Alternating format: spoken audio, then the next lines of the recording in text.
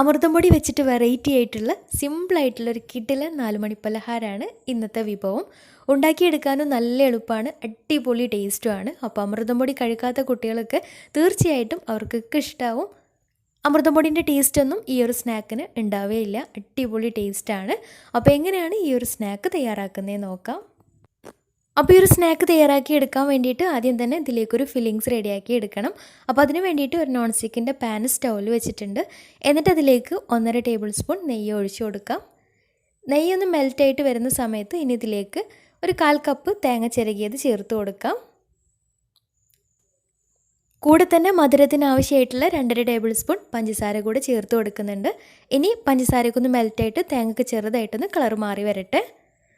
അപ്പോൾ തേങ്ങ ഏകദേശമൊക്കെ ഒന്ന് ആയി വരുന്ന സമയത്ത് ഇനി ഇതിലേക്ക് നല്ലൊരു ഫ്ലേവറിന് വേണ്ടിയിട്ട് 1/2 ടീസ്പൂൺ ഏലക്കാപ്പൊടി ചേർത്ത് കൊടുക്കാം. അപ്പോൾ അതും കൂടി ചേർത്തിട്ട് നന്നായിട്ടൊന്ന് മിക്സാക്കി എടുത്തതിന് ശേഷം ഇനി ഇതിലേക്ക് ചേർത്ത് കൊടുക്കുന്നത് 1/2 കപ്പ് അവിലാണ്. പിന്നെ അവിൽ കയ്യിലില്ല എന്നുണ്ടെങ്കിൽ തേങ്ങ മാത്രമായാലും കുഴപ്പമില്ല. ഇനി അഥവാ പഴം കയ്യിലുണ്ടെങ്കിൽ പഴം ചേർത്ത് കൊടുത്താലും മതിയാവും. അപ്പോൾ എങ്ങനെയായാലും ഇഷ്ടമുള്ള ഫില്ലിങ്സ് റെഡിയാക്കി എടുക്കാം. അപ്പോൾ അവലും കൂടി ചേർത്തിട്ട് നന്നായിട്ട് കുറച്ച് സമയം നന്നായിട്ടൊന്ന് മിക്സാക്കി എടുത്തതിന് ശേഷം ഇനി ഫ്ലെയിം ഓഫ് ചെയ്യാം. അപ്പോൾ നമ്മുടെ ഫില്ലിങ്സ് റെഡി ആയിട്ടുണ്ട്. എന്നിട്ട് അതേ പാന് ഒന്ന് കഴുകിയെടുത്തതിന് ശേഷം ഇനി ഇതിലേക്ക് 1.5 കപ്പ് വെള്ളം ഒഴിച്ചു കൊടുക്കാം. കൂടെ തന്നെ ഇതിലേക്ക് ഒരു 2.5 ടേബിൾ സ്പൂൺ പഞ്ചസാരയും അതുപോലെ തന്നെ മധുരം ഒന്ന് ബാലൻസ് ചെയ്തെടുക്കാൻ വേണ്ടിയിട്ട് ഒരു പിഞ്ച് ഉപ്പും കൂടെ ചേർത്ത് കൊടുക്കുന്നുണ്ട്. ഇനി ഈ വെള്ളം ഒന്ന് തിളച്ച് വരട്ടെ. അപ്പോൾ വെള്ളം നന്നായിട്ട് തിളച്ച് വന്നാൽ ഇനി ഇതിലേക്ക് 1/2 കപ്പ് അമൃതം പൊടിയും അതുപോലെ തന്നെ 1/2 കപ്പ് റവയും കൂടെ ചേർത്തിട്ട് കൈയെടുക്കാതെ നന്നായിട്ടൊന്ന് ഇളക്കി വേവിച്ചെടുക്കാം. ഈ ഒരു സമയം ലോ ഫ്ലെയിമിലിട്ടിട്ട് ചെയ്തെടുക്കാം. അപ്പോൾ റവ ഒക്കെ ചേർത്തത് കാരണം നന്നായിട്ട് തന്നെ വെന്ത് വരുന്ന സമയത്ത് നന്നായിട്ട് തന്നെ കുറുകി പാനിൽ നിന്നൊക്കെ വിട്ട് വരുന്ന ആ ഒരു പരുവായിട്ട് കിട്ടും.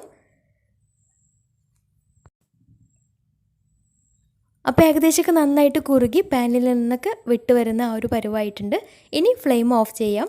ഇനി ഇത് ചെറുതായിട്ടൊന്ന് ചൂടാറിയതിന് ശേഷം ഇതിൽ നിന്ന് കയ്യിൽ കുറച്ച് എണ്ണ പുരട്ടിയിട്ട് ചെറിയ ചെറിയ ബോൾസ് ആക്കിയിട്ട് ഉരുട്ടിയെടുത്തിട്ട് ഇതുപോലെ കയ്യിൽ വെച്ചിട്ടൊന്ന് പരത്തിയെടുക്കാം. അപ്പോൾ റവ ഒക്കെ ചേർത്തത് കാരണം ഇളം ചൂടോടുകൂടി തന്നെ ഇതുപോലെ പരത്തിയെടുക്കുന്ന സമയത്ത് കറക്റ്റായിട്ട് പരത്തിയെടുക്കാനൊക്കെ പറ്റും. ഇനി ഇതിൻ്റെ സെൻറ്ററിലേക്കായിട്ട് നമ്മൾ നേരത്തെ റെഡിയാക്കി വെച്ചിട്ടുള്ള തേങ്ങയും അവലൊക്കെ ചേർത്തിട്ടുള്ള ആ ഒരു മിക്സ് ചേർത്ത് കൊടുക്കാം.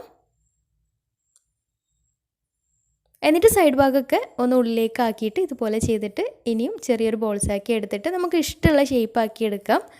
ഞാനിപ്പോൾ കട്ട്ലറ്റിൻ്റെ ആ ഒരു ഷേപ്പിലാണ് റെഡിയാക്കി എടുക്കുന്നത്. നമുക്ക് ഇഷ്ടമുള്ള ഷേപ്പിൽ റെഡിയാക്കി എടുക്കാം.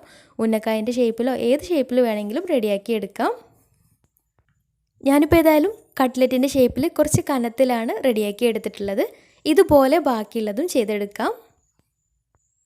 പിന്നെ ഈ അമൃതം പൊടി റവയും ചേർത്തിട്ടുള്ള ആ ഒരു മിക്സ് ഒരുപാട് തണുത്ത് പോകാനും നിൽക്കരുത്. ഇളം ചൂടോട് കൂടി തന്നെ ഇതുപോലെ ചെയ്തെടുക്കാം. അപ്പോൾ എല്ലാതും ഇതുപോലെ ഷേപ്പാക്കി എടുത്തു കഴിഞ്ഞാൽ ഇനി ഇത് ചെറുതായിട്ടൊന്ന് ഷാലോ ഫ്രൈ ചെയ്തെടുക്കുന്നുണ്ട്. ഡീപ്പ് ഫ്രൈ വേണമെങ്കിലും ചെയ്തെടുക്കാം. അപ്പോൾ എല്ലാതും ഇതുപോലെ ചെയ്തെടുത്ത് കഴിഞ്ഞാൽ ഇനി ഫ്രൈ ചെയ്തെടുക്കാം. അപ്പോൾ അതിന് വേണ്ടിയിട്ട് ഒരു നോൺ സ്റ്റിക്കിൻ്റെ പാൻ സ്റ്റൗവിൽ വെച്ചിട്ടുണ്ട്. എന്നിട്ട് അതിലേക്ക് ഫ്രൈ ചെയ്യാൻ ആവശ്യമായിട്ടുള്ള ഓയിൽ ഒഴിച്ചു കൊടുക്കാം. ഒരുപാട് ഓയിലൊന്നും ഒഴിച്ചു കൊടുക്കുന്നില്ല. ഞാൻ എണ്ണ മുങ്ങി കിടക്കാനുള്ള ഓയിലൊന്നും ഒഴിച്ചു കൊടുക്കുന്നില്ല, കുറച്ച് മാത്രമേ ഒഴിച്ചു കൊടുത്തിട്ടുള്ളൂ. ഇനി ഇതിലേക്ക് എണ്ണ നന്നായിട്ട് ചൂടായിട്ട് വന്നാൽ അതിലേക്ക് ഓരോന്നായിട്ട് ഇട്ട് കൊടുക്കാം. എന്നിട്ടൊരു ഭാഗം ആയി കഴിഞ്ഞാൽ മറിച്ചിട്ട് കൊടുക്കാം. തിരിച്ചും മറിച്ചുമൊക്കെ ഇട്ടിട്ട് 2 ഭാഗവും കളറൊക്കെ മാറി ചെറുതായിട്ടൊന്ന് ബ്രൗൺ കളറായിട്ട് കിട്ടിയാൽ പാനിൽ നിന്ന് മാറ്റാം. പിന്നെ ഇതിൽ പ്രത്യേകിച്ച് വേവാനൊന്നുമില്ല, കാരണം റവയും വെന്തിട്ടുള്ളതാണ്, ഉള്ളിലുള്ള ഫില്ലിങ്സും വെന്തിട്ടുള്ളതാണ്. അപ്പോൾ കൂടുതൽ വേവാനൊന്നുമില്ല, എന്നാലും ഒന്നും കൂടി ഒരു ടേസ്റ്റിന് വേണ്ടിയിട്ടാണ് ഇതുപോലെ ചെയ്തെടുക്കുന്നത്. ഇനി ഫ്രൈ ചെയ്തെടുക്കണം നിർബന്ധമൊന്നുമില്ല, അങ്ങനെ തന്നെ കഴിക്കാനും നല്ല ടേസ്റ്റ് തന്നെയാണ്. പിന്നെ നിങ്ങൾക്ക് വേണമെന്നുണ്ടെങ്കിൽ ആവിയിലും വേവിച്ചെടുക്കാം കേട്ടോ. അപ്പോൾ നല്ല ടേസ്റ്റി ആയിട്ടുള്ള സ്നാക്കാണ്. അമൃതം പൊടി വെച്ചിട്ടാണ് ഈ ഒരു സ്നാക്ക് തയ്യാറാക്കിയിട്ടുള്ളതെന്ന് മനസ്സിലാവുകയില്ല.